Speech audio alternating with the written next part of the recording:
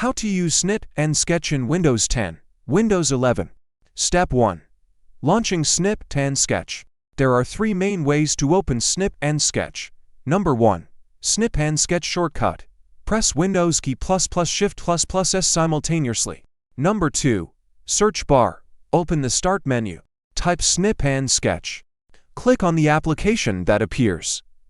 Number 3. The notification area bottom right corner of the taskbar to open Action Center. Look for a button labeled Screen Snip and click it. Step 2. Choosing your snip type.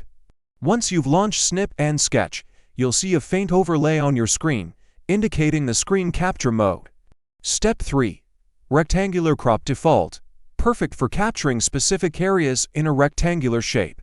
Step 4. Freehand crop. Click this option and then draw a freehand shape around what you want to capture. Step 5.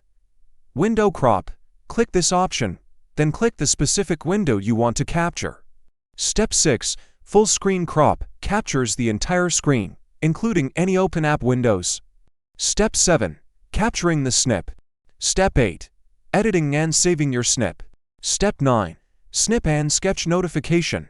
A notification will briefly appear in the corner of the screen. Step 10.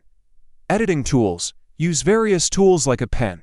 Step 11. Save and share. Click the Save As button to save the screenshot.